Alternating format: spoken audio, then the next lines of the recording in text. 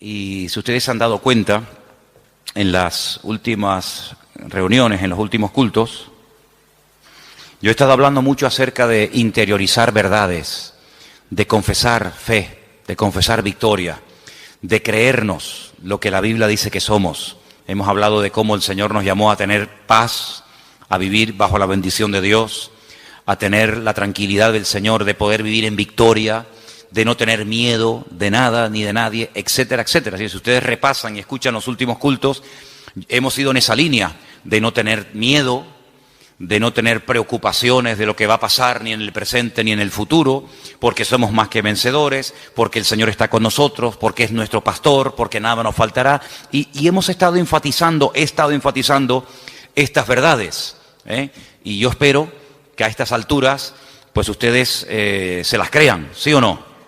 ¿Cuántos dicen amén? Amén, muy bien. Entonces, todo esto está muy bien. ¿A quién no le gusta tener paz? ¿A quién no le gusta tener la bendición de Dios? ¿A quién no le gusta vivir libre de temores y de ataduras? A todo el mundo le gusta, pero he dejado para esta reunión no por ser menos importante, sino todo lo contrario, porque generalmente suele quedar más fácilmente lo último que se oye que lo primero. He dejado para el final, para este día, para esta clase, este estudio, un requisito fundamental para que la bendición, la paz, la victoria, la libertad, etcétera, etcétera, sea una realidad en nuestra vida. Y tengo que ser honesto en esto. Sin este requisito, todo lo que yo he predicado en las últimas semanas, todo lo que yo he compartido con ustedes, no va a verse en nuestras vidas. Porque este requisito es la llave que abre todas las bendiciones que Dios mediante vendrán en el futuro. Por lo tanto, todo lo que habéis oído en las últimas semanas depende de si hacemos o no caso al mensaje de esta noche. Vamos a ir a varias porciones, y la primera porción a la cual vamos a ir es en el Evangelio según San Lucas. Este es un requisito indispensable para poder disfrutar de las bendiciones del Señor. Lucas capítulo 15, como bien saben ustedes, es un capítulo que contiene 3 enseñanzas, 3 parábolas, 3 ilustraciones.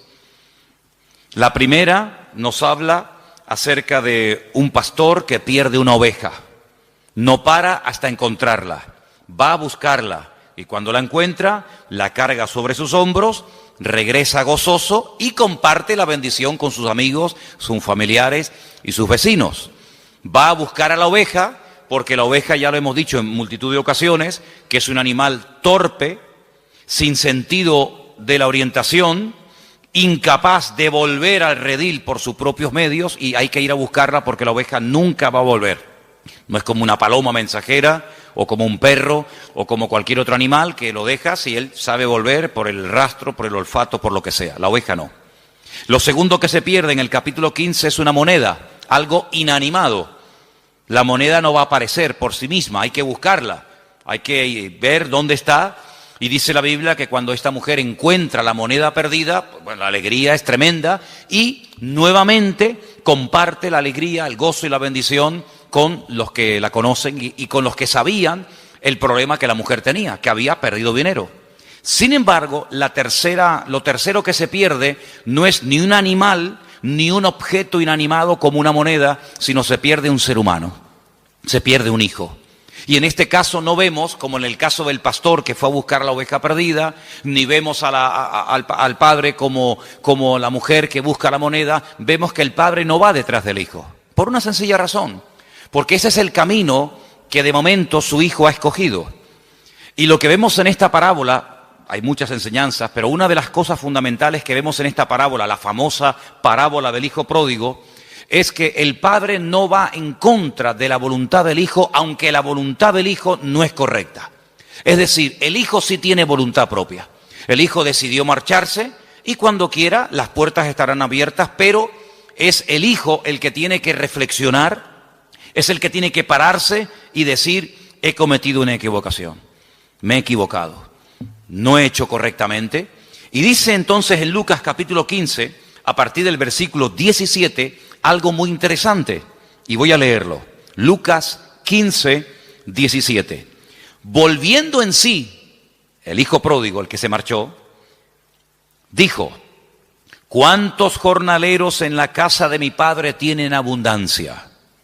Abundancia de pan, y yo aquí perezco de hambre. Me levantaré e iré a mi padre y le diré: Padre, he pecado contra el cielo y contra ti. Sigo, versículo 19. Ya no soy digno de ser llamado tu hijo. Hazme como a uno de tus jornaleros. Levantándose vino a su padre, y cuando aún estaba lejos, lo vio su padre y fue movido a misericordia. Y corrió y se echó sobre su cuello y le besó. Y el hijo le dijo: Padre, he pecado contra el cielo y contra ti, ya no soy digno de ser llamado tu hijo. Pero el padre le dijo a sus siervos: escuchen, sacad el mejor vestido y vestidle. Poned un anillo en su mano, calzado en sus pies, y traed el becerro gordo y matadlo, y comamos y hagamos fiesta. Porque este es mi hijo, muerto era y ha revivido, y se había perdido y es hallado, y comenzaron a regocijarse. El elemento, el punto fundamental para recibir toda bendición de parte del Señor es el arrepentimiento. Eso es lo que cambia todo, el arrepentirse. Parece fácil, ¿no? Parece algo muy sencillo, pero a veces hay vidas que se les ha hablado, se les ha testificado, se les ha dicho de todas las formas habidas y por haber, pero no quieren arrepentirse. Y la palabra del Señor dice que el Señor es paciente y misericordioso con todos, esperando que todos, no unos cuantos, todos procedan al arrepentimiento. Dice que en los últimos tiempos algunos le dirán a los creyentes: hermano, pero el Señor tarda mucho en venir. Y la respuesta que tenemos que dar ante semejante pregunta es: no, el Señor no está tardando. Lo que pasa es que el Señor está esperando a que más gente procedan al arrepentimiento. Porque si viniera el Señor en estos momentos, muchas personas se perderían y se condenarían eternamente. Por lo tanto, el Señor está dando un margen, está dando oportunidad para que la gente medite, vuelva en sí y reflexione y recapacite y se dé cuenta de que el camino que han tomado no es el correcto. Como el hijo pródigo. ¿Cuánto tiempo estuvo el hijo pródigo fuera de la casa de su padre? No lo sabemos, es simplemente una anécdota, es una ilustración, un ejemplo.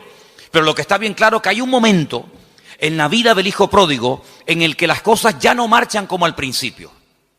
Hay un momento en la vida del hijo pródigo que dice: yo antes comía mejor que ahora, yo antes vivía mejor que en estos momentos, yo antes tenía un nivel de vida que lo he perdido, y lo he perdido por mi mala cabeza, lo he perdido por mi rebeldía, por mi orgullo, por mi desobediencia, y reconozco que me he equivocado. Gloria a Dios, gloria a Dios. Pero podía haber estado el resto de su vida reconociendo que se había equivocado, pero seguía ahí. Pero lo bonito de esta historia es que este chico vuelve en sí, recapacita, reconoce que se ha equivocado, que como una oveja perdida se ha descarriado, pero toma una decisión: me levantaré y daré marcha atrás. En vez de seguir avanzando hacia la nada y hacia el precipicio más absoluto, andaré sobre mis pasos, iré a la casa de mi padre y le pediré perdón. Confesaré mi pecado. No diré: bueno, padre, aquí estoy. No. Sino le diré: he pecado. He pecado contra el cielo, contra Dios, y he pecado contra ti. Y reconozco que por mi mala cabeza, por las decisiones equivocadas que he tomado, ya no soy digno de que vuelvas a tener otra vez confianza en mí. Reconozco que si tienes misericordia y me quieres admitir, y si me haces como a un jornalero, en vez de tratarme como hijo, como a un jornalero, tienes todo el derecho del mundo de poder hacerlo. Porque mi testimonio ha sido pésimo. He desacreditado tu nombre y he sido un mal hijo. Y dice la palabra de Dios que este chico se levanta, no solamente se arrepiente, sino que él está dispuesto a dar la cara. Él está dispuesto a decirle a su padre todo lo que les acabo de decir. Y entonces cuando el padre ve que hay un verdadero y genuino arrepentimiento, un deseo de cambiar, un deseo de hacer las cosas decentemente y con orden, lo interrumpe. Porque ya no es él el que tiene que decirle al padre lo que tiene que hacer. Tu parte, Lo que te corresponde a ti es arrepentirte, pedir perdón, pero yo sabré lo que tengo que hacer, si tratarte de una manera o tratarte de otra, si mandarte al campo a trabajar como a un jornalero más o darte otra oportunidad. Y el padre optó por darle una oportunidad, otra más. Le pone unas ropas nuevas, no saca lo peor, sino dice el mejor vestido. Lo mejor que haya en casa, vestir a mi hijo, porque él es la imagen de lo que yo soy, por lo tanto él tiene que dar una imagen digna. Tienen que darle el anillo, con el anillo se firmaban los documentos, el anillo era señal de autoridad, ponerle calzado, hagamos una fiesta, porque aquí ha habido hoy algo increíble que tenemos que saber festejar y recordar, que mi hijo se había muerto prácticamente, lo dábamos ya por muerto, por perdido, pero gloria a Dios, ha vuelto en sí, ha vuelto a la casa, arrepentido, y entonces comienzan una serie de bendiciones otra vez a manifestarse en la vida del hijo. ¿Qué fue lo que produjo el cambio? ¿Qué fue lo que hizo que lo que había perdido lo volviera a recuperar y se volviera a hacer una fiesta en la casa y borrón y cuenta nueva? El arrepentimiento. Si no hay arrepentimiento, no puede haber victoria en nuestra vida. Si no hay arrepentimiento y apartarnos del pecado, no solamente un remordimiento de conciencia, no solamente decir estoy obrando mal, he hecho mal, me he equivocado, pero no hay cambio. No, el arrepentimiento, como bien saben ustedes y se ha dicho muchas veces desde este mismo púlpito, es cambio de dirección. Si no hay un cambio de dirección, si no hay un rechazo a la vida que he estado llevando, entonces no hay un genuino arrepentimiento. Hay un remordimiento. Te sientes mal porque sabes a la luz de la palabra de Dios que lo que estás haciendo o has hecho no está bien, pero sigues haciéndolo. El arrepentimiento genuino es el que lleva a la persona a reconocer su error, pero a querer rectificar, a cambiar de dirección y a empezar una vida completamente alejada del pecado que hasta ese momento lo ha estado dominando. Entonces vemos en el hijo pródigo que él vuelve en sí, recapacita, retorna a la casa del padre, pide perdón y automáticamente, gloria a Dios, una lluvia, una cascada de bendiciones comienza a ser derramada sobre la vida de este muchacho, porque vemos que el arrepentimiento es la clave para toda bendición de nuestra vida. ¿Cuántos dicen amén? Seguimos en Lucas, capítulo 19. Estamos en el 15, nos vamos al capítulo 19 y ahora encontramos una historia real, porque la historia del hijo pródigo es una parábola que puede o no ser real, pero la historia que vamos a analizar ahora es la historia de un publicano, del jefe de los publicanos. Un hombre con una buena posición social, un hombre con un buen puesto de trabajo, un hombre que ha tenido, entre comillas digo, la suerte de trabajar para el Imperio Romano recaudando impuestos, pero sabemos que los publicanos eran personas odiadas, eran personas que nadie quería juntarse con ellos porque los consideraban auténticos traidores. Trabajando, levantando impuestos para el enemigo, es increíble, de tus propios hermanos. Pero si tenían que recoger 20 denarios por día, por poner un ejemplo, ellos iban más allá y lo que recaudaban de más se lo metían en el bolsillo. Hacían un mal uso de la autoridad que habían recibido. Y hay un tal Zaqueo, capítulo 19 de Lucas, que es un hombre muy pequeño de estatura, se sube a lo alto de un árbol sicómoro, dice la Biblia, un árbol muy fácil de trepar, para ver cuándo el Señor pasa. Y para su sorpresa, versículo 5 dice, cuando Jesús llegó a aquel lugar, mirando hacia arriba, le vio y le dijo, Zaqueo, date prisa, desciende, porque hoy es necesario que pose yo en tu casa. La sorpresa de Zaqueo tuvo que ser mayúscula. La sorpresa de Zaqueo tuvo que ser inmensa. Es decir, no solamente se para, me dirige la palabra, sino encima me da el honor de poder llevarlo a mi casa. Bueno, a raíz de esto, dice la Biblia en el versículo 7, comenzaron las murmuraciones. La gente decía, ¿cómo es posible que ha entrado a la casa de un hombre pecador? Pero fíjate qué interesante. Ya en la casa ocurre algo muy interesante. Versículo 8. Entonces Zaqueo, puesto en pie, dijo al Señor, he aquí, Señor, la mitad de mis bienes doy a los pobres. Y si en algo he defraudado a alguno, se lo devuelvo cuadruplicado. Ahora es cuando por primera vez vemos a Jesús abriendo la boca y diciendo algo. Hasta entonces sabemos que entró a la casa de un publicano, que estaba sentado a la mesa seguramente con sus discípulos, que estaban comiendo, pero si no hubiera sido por esta palabra de Zaqueo, probablemente el Señor hubiera entrado y salido de la casa de Zaqueo sin decir ni mu. Pero ahora se levanta el Señor y dice, hoy, versículo 9, hoy ha venido la salvación a esta casa, porque este también es hijo de Abraham, porque el Hijo del Hombre vino a buscar y a salvar, ¿qué? Lo que se había perdido. Dije el otro día que la palabra salvación se puede traducir por salvación, por sanidad o por liberación. Hoy esta casa ha sido liberada. Esta casa ha vivido bajo opresión. Esta casa no ha vivido bajo la bendición de Dios. Porque este hombre ha extorsionado, este hombre ha engañado, este hombre ha mentido, este hombre ha hecho un abuso excesivo de su autoridad. Pero este hombre está arrepentido. Y está arrepentido de verdad. Hasta el punto que dice, voy a devolver cuadruplicado todo lo que he robado a la gente. Claro, estamos hablando de un judío. El judío sabía perfectamente que según la ley, cuando alguien robaba algo a alguien, si se arrepentía, no solamente era suficiente con decir, oye, mira, perdóname que te robé el otro día la oveja, y aquí no pasa nada. No, un momentito. Tú estás arrepentido, pues dame la oveja. Pero no solamente me tienes que dar la oveja, sino que según la ley de la Biblia, tenía que darle 4 más. Porque tú has hecho uso de mi oveja. Tú has tomado la leche, seguramente los cabritos te los has quedado, tú has sacado un fruto, un beneficio de mi propiedad. Por lo tanto, si verdaderamente estás arrepentido, tienes que demostrarlo no solo diciéndolo, sino con las acciones. Porque una imagen vale más que 1000 palabras y porque por sus frutos los conoceréis. Entonces no es suficiente con que tú ahora te hagas el niño bueno y te levantes en medio de la comida para que todo el mundo te oiga y te digan, qué buen hombre, qué buena persona. Jesús, estoy arrepentido, soy un publicano, soy un sinvergüenza, soy un extorsionador, pero bueno, Señor lo sabe todo, gracias por venir a mi casa.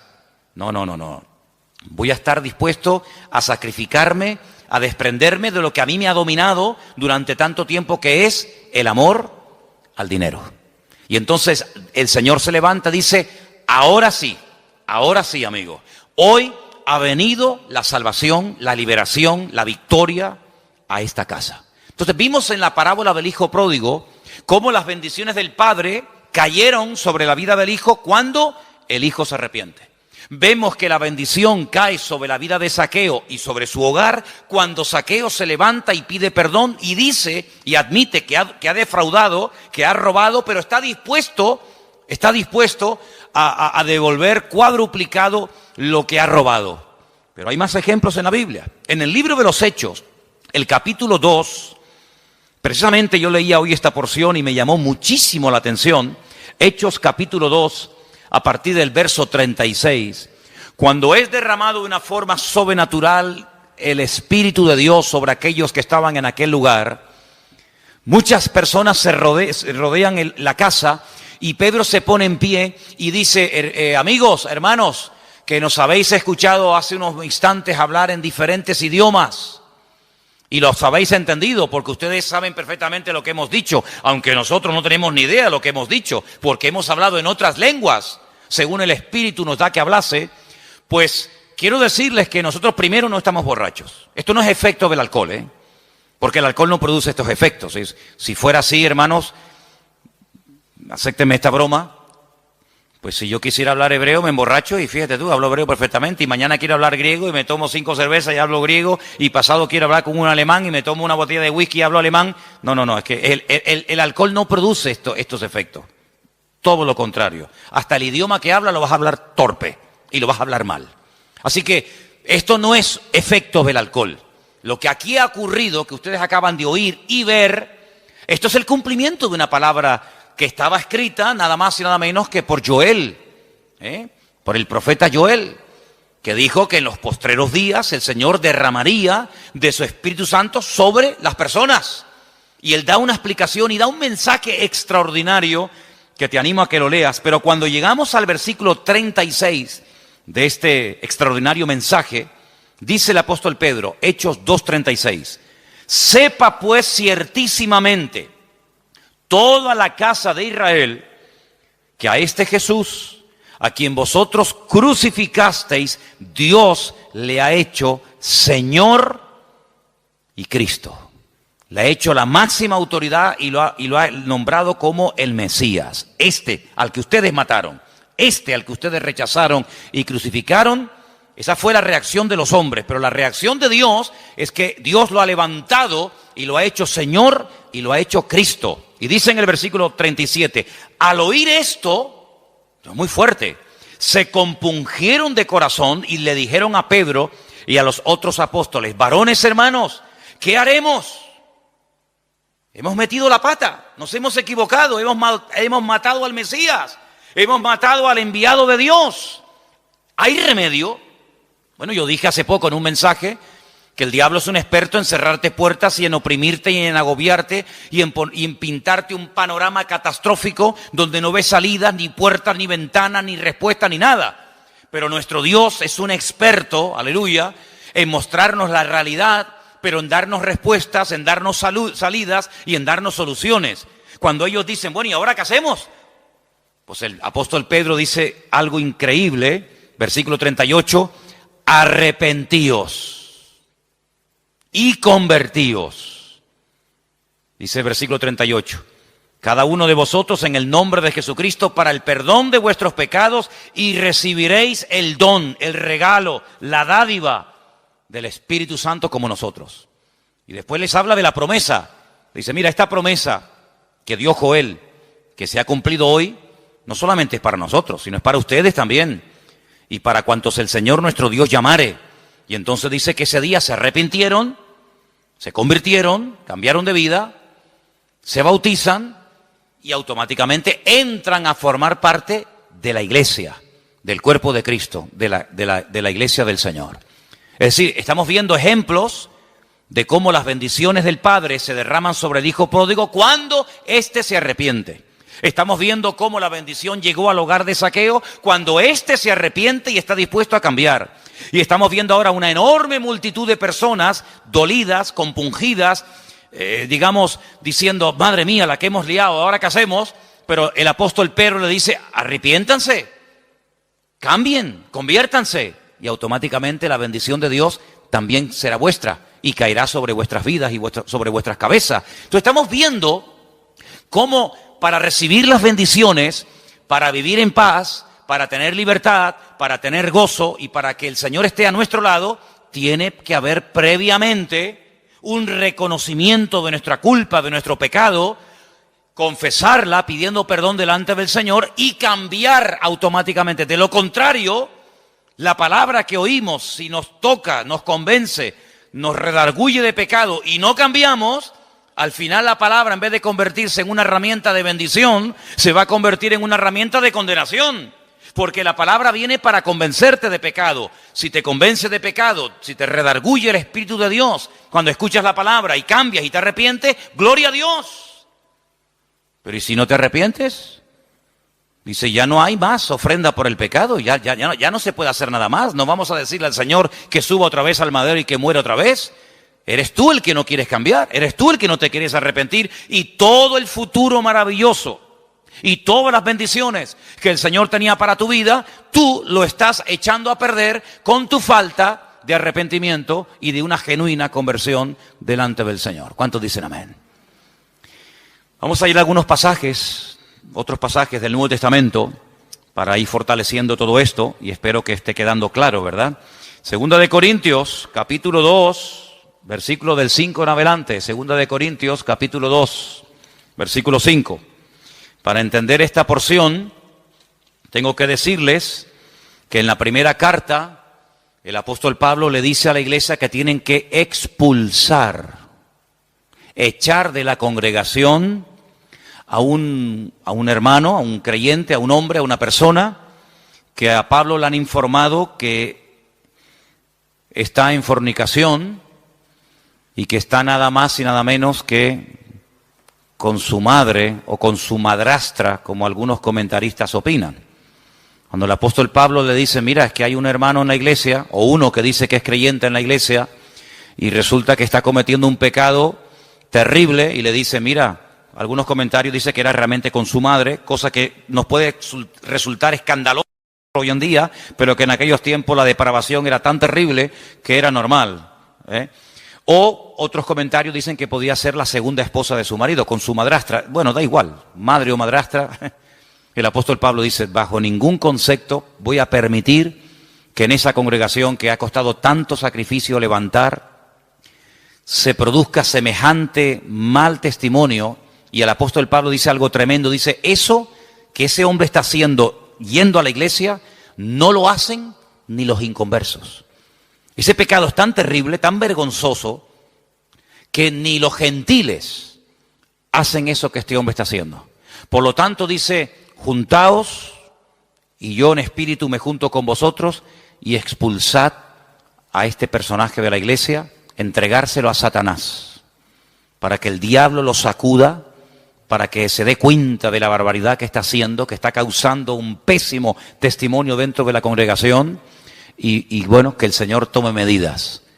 Se ve que lo expulsaron, y este hombre recapacitó, este hombre reconoció su pecado, y ahora en el capítulo 5 de Segunda de Corintios, capítulo 2 de Segunda de Corintios, del versículo 5 en adelante, dice Pablo, Segunda de Corintios 2:5, si alguno me ha causado tristeza, no me la ha causado a mí solo, sino en cierto modo, por no exagerar, a todos vosotros, evidentemente. Le basta a tal persona esta reprensión hecha por muchos. Así que al contrario, vosotros más bien debéis perdonarle y consolarle para que no sea consumido de demasiada tristeza, por lo cual os ruego que confirméis el amor para con él. Porque también para este fin os escribí, para tener la prueba de si vosotros sois obedientes en todo. Al que vosotros perdonáis, yo también, porque también yo lo he perdonado. Si en algo he perdonado, por vosotros lo he hecho en presencia de Cristo, para que Satanás no gane ventaja alguna sobre nosotros, pues no ignoramos sus maquinaciones. Si lo que él dice que se haga en Primera de Corintios, que es expulsar a este hombre de la congregación, en la segunda carta que le escribe a la iglesia de Corinto dice, ahora este hombre ha pedido perdón, este hombre ha reconocido su pecado, y ahora lo que tenemos que hacer es perdonarlo, consolarlo, volver a admitirlo en el seno de la iglesia, y si ustedes lo admiten, yo también. Si ustedes lo perdonan, yo también lo perdono. Y hacerlo pronto para que no le consuma la tristeza. Cuando una persona es reprendida, exhortada, puesta temporalmente en disciplina, esa disciplina tiene que surtir un efecto. Tiene que haber un cambio en esa persona. La disciplina no es punitiva, es decir, la disciplina no es para machacarte como la justicia del mundo. Cometes un delito y te meto en la cárcel. Me da igual si estás casado, si lloras, si coges una depresión, si comes bien, si comes mal, si tienes frío, si tienes hambre. A la justicia le da exactamente igual. El que la hace, la paga. Pum, al talego, fuera, se acabó. Sin embargo, la justicia de Dios no es punitiva, es con el objetivo, se aplica con el objetivo de restaurar.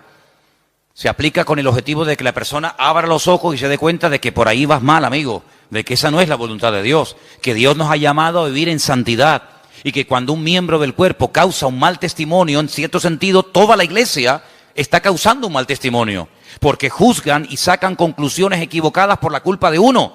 Entonces el apóstol Pablo, viendo que la iglesia ha hecho lo que le dijo Pablo que hiciera, y viendo que este hombre se ha arrepentido, dice, volver a admitirlo. Pero ¿qué fue lo que hizo que Pablo y la iglesia lo volvieran a admitir y le volvieran otra vez a brindar el amor y el apoyo y la cobertura de la iglesia? El arrepentimiento. Porque el arrepentimiento, vengo diciendo en las porciones que estamos leyendo esta tarde, que es lo que produce el cambio. El arrepentimiento es lo que abre o cierra la bendición de Dios. Una persona no arrepentida, una persona que no quiere cambiar, una persona que no quiere dejar el pecado, Juan va mucho más allá y dice, probablemente no ha conocido nunca a Dios. Porque el que practica asiduamente el pecado y no siente remordimiento, sino que sigue y sigue y sigue, y le hablan y le dicen y escucha, y dice una persona reiterativa y que sigue pecando y pecando y pecando, el apóstol Juan dice, probablemente nunca ha conocido a Dios, porque el que ha conocido a Dios no practica el pecado. Una cosa es que no pequemos. ¿Quién no peca, hermanos? Pero otra cosa es practicar el pecado. Es decir, dice la Biblia que cuando conocimos al Señor, todos y cada uno de nosotros, en nuestra vida se manifestaban las características de los pecadores. ¿Cuál era? Pecar. Unos pecaron de una manera, otros pecaban de otra forma, pero todos nos encontramos al pie de la cruz, ¿sí o no? Todos tenemos que pedir perdón, unos por su fornicación, otros por su adulterio, otros por su vida de idolatría, otros que vienen de la santería y de la brujería, otros porque vienen del agnosticismo y del ateísmo más absoluto. Es decir, cada uno tiene su historia. Cuando venimos al Señor, nos convertimos, nos arrepentimos, nos convertimos, las cosas viejas pasaron, y aquí todo es hecho nuevo, y ahora tienen que comenzar a notarse en nuestra vida cambios, a corto y a largo plazo. Claro, hay un margen, hay un tiempo. Pero lo que no puede ser es que pase un año, 2 años, y pasen los días, las semanas y los meses, y esta persona que dice que se ha convertido, que se ha arrepentido, que quiere ir en serio con el Señor, siga practicando y llevando la misma vida de pecado y de desorden que hasta el día de su conversión estuvo llevando. Juan dice, hermanos, la palabra no falla, el evangelio no es estéril. Lo que ocurre es que esta persona en el fondo nunca conoció a Cristo. Nunca nació de nuevo. Le gusta la iglesia, le gusta el evangelio, le gusta el ambientillo de los creyentes, pero no ha nacido de nuevo. Porque el que ha nacido de nuevo, el que ha conocido, el que ha tenido un encuentro personal con el Señor, dice, es totalmente imposible que continúe practicando el pecado como lo hacía antes de conocer al Señor. ¿Queda claro? ¿Amén? Bien, vamos a ver más pasajes. Tenemos un pasaje que es toda una consolación para nosotros. Primera de Juan, capítulo 1. Primera de Juan, capítulo 1, versículos 8 y 9. Un texto que nos da una esperanza y una tranquilidad tremenda a nuestros corazones. Dice la palabra así: si decimos que no tenemos pecado, nos engañamos a nosotros mismos. Y la verdad no está en nosotros. Pero si confesamos nuestros pecados, Él es fiel y justo para perdonar nuestros pecados y limpiarnos de toda maldad. Es decir, si hemos pecado y le pedimos perdón al Señor en un genuino arrepentimiento, el Señor siempre perdona. ¿Cuántos dicen amén? Siempre perdona. ¿No se cansa de nosotros? Yo creo que no. Yo creo que el Señor es un Dios que está tan deseoso de bendecirnos y de estar con nosotros, que en el momento en el que ve que verdaderamente estamos arrepentidos y le confesamos nuestro pecado, el Señor siempre perdona. ¿Saben cuál es el único pecado que Dios no perdona? El que no se confiesa. Ese es el pecado que Dios no perdona, el que no se confiesa. No es que el que no se confiesa, me da igual cuál sea. Si usted tiene un pecado y no lo confiesa, aunque no sea, como dicen algunos, el pecado contra el Espíritu Santo, pero sea cualquier otro, si usted tiene un pecado en su vida y no lo confiesa, evidentemente su pecado le va a condenar, porque pecado no confesado es pecado que te lleva a la muerte. Porque la paga del pecado es la muerte. ¿Cuál es el pecado que Dios perdona? Aquel que se confiesa en un genuino arrepentimiento, invocando el perdón y la sangre de Cristo, y Él es fiel y justo para limpiarnos de toda maldad. ¿Cuántos dicen amén? Seguimos en Juan, capítulo 2, verso 1. Hijitos míos, estas cosas os escribo para que no pequéis. Ese es el objetivo, que no pequemos. Pero si alguno hubiere pecado, abogado tenemos para con el Padre. ¿A quién? A Jesucristo. Esa palabra abogado es la misma palabra que aparece en Juan cuando dice consolador, paracleto. Tenemos un abogado delante del Padre que es Jesucristo el justo. Él es la propiciación, una palabra un poco rara, ¿no? Él es nuestro sustituto, el que ocupó nuestro lugar. Eso es lo que es propiciación. Él es el sustituto, Él es la propiciación por nuestros pecados. Y no solamente por los nuestros, sino por los de todo el mundo. En esto sabemos que nosotros le conocemos, si guardamos sus mandamientos. Hay alguien que pueda decir, yo le conozco, yo sé, yo he tenido un encuentro con el Señor y no guarda sus mandamientos, es decir, su palabra, esa persona es mentirosa. Miente. Y la verdad no está en él. Pero el que guarda su palabra, en este verdaderamente el amor de Dios se ha perfeccionado, por eso sabemos que estamos en él. Nuestros deseos cambian. Estaba leyendo estos días y a lo mejor, no sé, a lo mejor probablemente el domingo comparta algo de esto. Hay un versículo en el libro de Ezequiel, capítulo 36, donde en el mismo versículo lo que me llamó la atención cuando lo leía es que aparecen como 3 tipos de corazones. La palabra corazón en el mismo versículo aparece 3 veces. Dice, yo les daré un corazón nuevo. Yo quitaré el corazón de piedra de vosotros y os daré un corazón de carne. En el mismo versículo, corazón nuevo, corazón de piedra y corazón de carne. Estoy preparando algo, no sé, a lo mejor lo comparto el domingo, no sé, ya se darán cuenta si lo hice así o no. Pero lo que está bien claro es que el Señor, cuando viene a nuestra vida, nos cambia nuestros sentimientos, nuestros impulsos, nuestras emociones. Y en eso se conoce que una persona verdaderamente ha nacido de nuevo. No es que no pueda ser tentado, sino que no lleva una vida de desorden como la ha estado llevando hasta que llegó el punto en su vida de conocer al Señor, se ha arrepentido, ha reconocido que eso no le agrada a Dios, y no es que se arrepiente por miedo al infierno, no. No es que se arrepiente por miedo al castigo eterno, no, sino que se arrepiente porque conoce y ama a Dios y no quiere ofenderle. Eso es una cosa muy diferente. No es que el niño se porta bien porque si se porta mal no le dejo jugar con la bicicleta. Entonces, como quiere jugar con la bicicleta, él se porta bien, pero si fuera por él se portaría mal. Pero como quiere jugar con la bicicleta, entonces se porta bien. Pero el verdadero Hijo de Dios no deja de pecar por miedo al castigo, sino el verdadero nacido de nuevo deja de pecar porque ama tanto a Dios que no quiere ofenderle, ni quiere hacer nada que no haría el Señor y que ofendería la santidad y la grandeza del Señor. ¿Cuántos dicen amén? Ahora, puede ser que como creyente se peque, claro, ¿cómo no? Somos seres humanos y dice la Biblia que el espíritu está pronto y la carne es débil. ¿Qué ocurre entonces? Santiago, la carta a Santiago, hay un texto muy bonito en el capítulo 5, casi al final de la carta de Santiago, en el capítulo 5, 19 y 20. Escucha bien porque es un versículo muy interesante y espero que captes el espíritu de la letra. No solamente la letra, sino el espíritu de la letra. Santiago 5, versículos 19 y 20 dice, hermanos, no llamamos hermano a todo el mundo. Usted va por la calle y cuando entra, por ejemplo, en la cafetería a tomar un cortado, dice, buenos días, hermanos, Señor les bendiga a todos.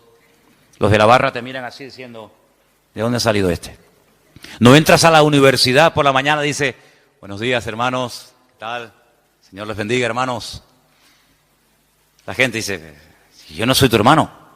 ¿A quién le llamamos hermanos? Aquí, a nosotros. ¿Qué tal, hermano? ¿Cómo estás? Hola, hermanita. A mí me viene de maravilla eso de hermano y hermana. Cuando me quedo trabado y no me sale el nombre, digo, hola, hermana, ¿qué tal? Y quedo bien, encima quedo hasta educado, ¿no? Así que cuando Santiago dice hermanos, ¿a quién le está hablando? ¿A los inconversos? No, le está hablando a los hermanos. Y hermano en Cristo nuestro es todo aquel que tiene a Cristo en su corazón como tú y yo lo tenemos, ¿sí o no? Eso está claro, ¿no? Muy bien, sigo entonces. Hermanos, si alguno de entre vosotros se ha extraviado de la verdad y le hace volver, sepa que el que haga volver al hermano, ¿nadie dice nada? Corríjame porque leí mal a propósito y nadie me dijo nada. Yo sé que ustedes me quieren mucho, pero no me permitan que lea mal la Biblia. El versículo no dice, sepa que el que haga volver al hermano, no dice eso, hermano. Dice, el que haga volver al pecador del error de su camino salvará de muerte un alma y cubrirá multitud de pecados.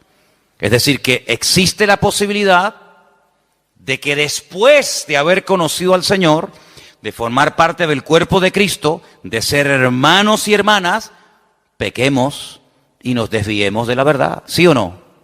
Entonces, ¿qué hacemos? Bueno, pues entonces lo que hay que hacer es volver al camino. ¿Y cómo se vuelve al camino? Arrepintiéndose. Señor, he pecado contra el cielo, he pecado contra tu palabra, te pido perdón, lo siento, Señor. No quiero volver a cometer este pecado. ¿Y el Señor qué hace?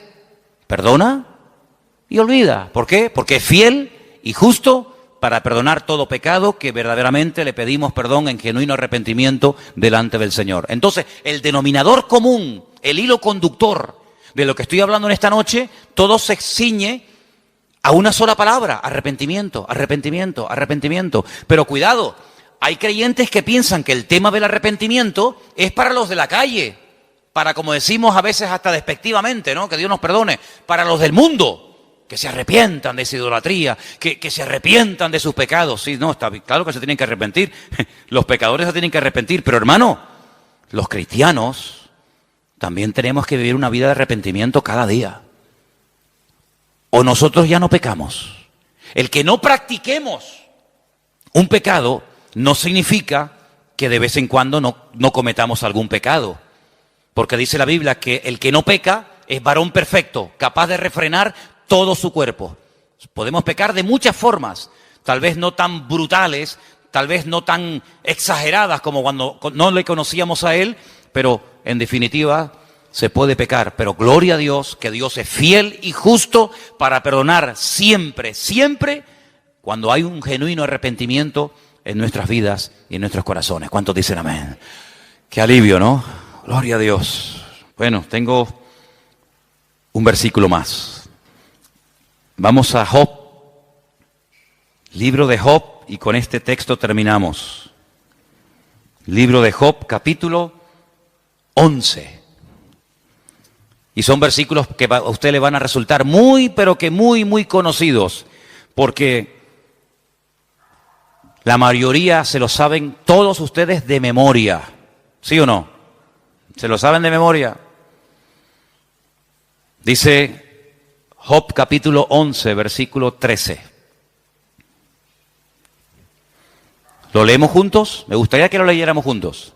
Job 11, del 13 en adelante. Cuando lo tengan, dígame, ya lo tengo. Lo tienes, ¿no? Dice, si tú dispusieres tu corazón y extendieres a él tus manos, si alguna iniquidad hubiere en tu mano y la echares de ti, y no consintieres que more en tu casa la injusticia, entonces levantarás tu rostro limpio de mancha, serás fuerte, nada temerás, olvidarás tu miseria o te acordarás de ella como aguas que pasaron. La vida te será más clara que el mediodía, aunque oscureciere será como la mañana. Tendrás confianza porque hay esperanza. Mirarás alrededor y estarás seguro. Te acostarás y no habrá quien te espante, y muchos suplicarán tu favor. Pero los ojos de los malos se consumirán, no tendrán refugio, y su esperanza será dar su último suspiro. ¡Qué maravilla de bendiciones! Dormir en paz, estar tranquilos, aunque sea de noche, será como la mañana. Es una vida victoriosa, segura, bendecida, prosperada. Todo eso está hermoso. Y si yo pregunto a cualquiera, ¿cuántos quieren tener esa vida? Que todo te vaya bien, que tengas bendición, que duermas seguro, que las puertas se abran, que no tengas temor de nada ni de nadie. Hermanos, cualquiera, en cualquier iglesia en la que usted vaya, en cualquier denominación, todo el mundo diría, yo hermano, yo quiero esa vida. Muy bien, gloria a Dios. Primer punto a favor. Pero el requisito lo hemos leído en los primeros versículos. Disponer el corazón. Extender las manos. ¿Qué es extender las manos? Este gesto que hacemos, ¿qué es? Me rindo. Cuando alguien te atraca, ¿qué dices?